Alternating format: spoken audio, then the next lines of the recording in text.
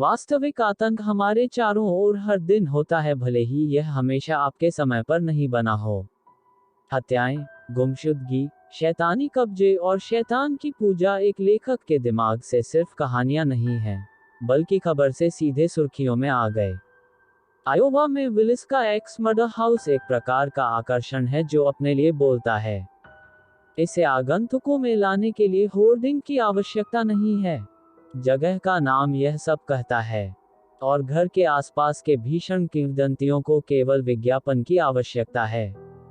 प्रचार स्वाभाविक रूप से आता है, ज्यादातर सच्चे अपराध और भूत उत्साही लोगों से।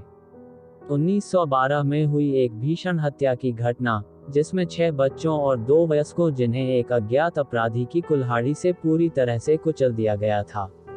इसे 1994 में खरीदा गया था, इसकी 1912 स्थिति को बहाल किया गया और इसे पर्यटन स्थल में बदल दिया गया।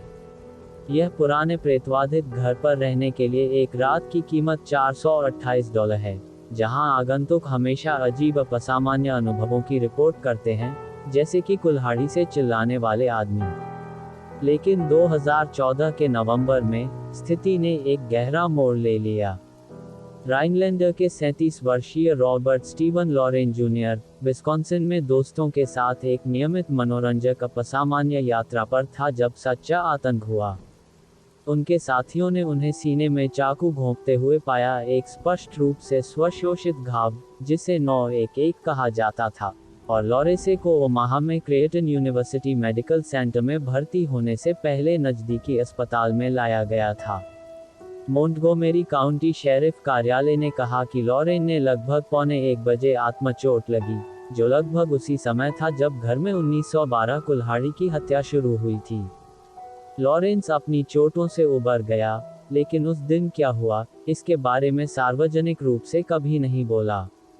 यह घर आज भी पर्यटकों के भ्रमण के लिए खुला रहता है। मूर परिवार में माता पिता जोशिया बी, उम्र 43 वर्ष, सारा 39 और उनके 4 बच्चे शामिल थे। हरमन मोंटगोमरी 11, मैरी कैथरीन 10, आर्थबॉर्ड 7 और पॉल वनोन 5।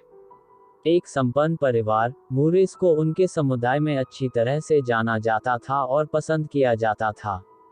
9 जून 1912 को मैरी कैथरीन मूर ने इना में 8 और लीना गर्ट्रूड स्टिलिंगर 12 को मूर निवास पर रात बिताने के लिए आमंत्रित किया। उस शाम, मेहमान लड़कियों और मूर परिवार ने प्रेस्बिटेरियन चर्च में भाग लिया, जहां उन्होंने बाल दिवस कार्यक्रम में भाग लिया, जिसे सारा ने समन्वित किया। से 9 बजे कार्यक्रम समाप्त होने के बाद, मूअर्स और स्टिलिंगर बहनें मूअर्स के घर के लिए चली, जो 9:45 और 10 बजे के बीच पहुंची। अगले दिन सुबह 7 बजे, 10 जून को, मोरेस के पड़ोसी मैरी पीकेम चिंतित हो गईं, जब उन्होंने देखा कि परिवार सुबह की सैर करने के लिए बाहर नहीं आया था। पीकेम ने मूरों के दरवाजे पर दस्तक दी। जब किसी ने जवाब नहीं दिया, तो उसने दरवाजा खोलने की कोशिश की और पता चला कि वह बंद था।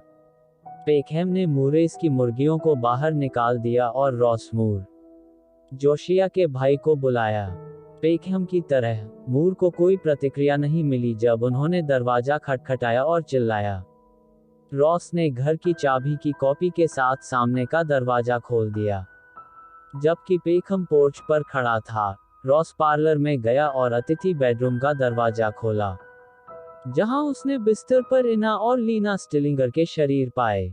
मूर ने तुरंत पेकेहम को हेनरी हांक हॉटन विलिस्का के प्राथमिक शांति अधिकारी को फोन करने के लिए कहा, जो उसके तुरंत बाद पहुंचे। हॉटन के घर की खोज से पता चला कि पूरे मूर परिवार और 2 स्टिलिंगर लड़कियों को मौत के घाट उतार दिया गया था। हत्या का हथियार जोशिया से संबंधित एक कुल्हाड़ी थी, जो अतिथि कक्ष में थी, जिसमें स्टिलिंगर बहनें पाए गए। डॉक्टरों ने निष्कर्ष निकाला कि हत्या आधी रात और 5 बजे के बीच हुई थी। हत्यारा मास्टर बेडरूम में शुरू हुआ, जहां जोशिया और सारा मूर सो रहे थे। योशिया को किसी भी अन्य पीड़ित की तुलना में कुल्हाड़ी से अधिक विस्फोट मिला। उसका चेहरा इस हद तक कट चुका था कि उसकी आंखें गायब थीं। हत्यारे ने बाकी पीड़ितों पर कुंदंत का उपयोग करते हुए जोशिया पर कुल्हाड़ी के ब्लेड का इस्तेमाल किया। हरमन, मैरी कैथरीन, आर्थर और पॉल को उनके माता पिता की तरह ही अगले सिर पर लगाया गया था।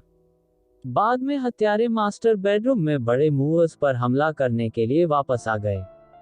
एक जूता जो खून से भर गया था, खटखटाने से पहले, अतिथि बेडरूम में नीचे जाने से पहले और एना और लीना की हत्या कर दी। जांचकर्ताओं का मानना कि लीना स्टिलिंगर को छोड़कर सभी पीड़ित हत्या के समय सो चुके थे। उन्होंने सोचा कि वह जाग रही है और वापस लड़ने की कोशिश कर रही है, क्योंकि वह बिस्तर पर क्रॉसवर्ड पड़ी हुई थी और उसकी बांह पर एक रक्षात्मक घाव था।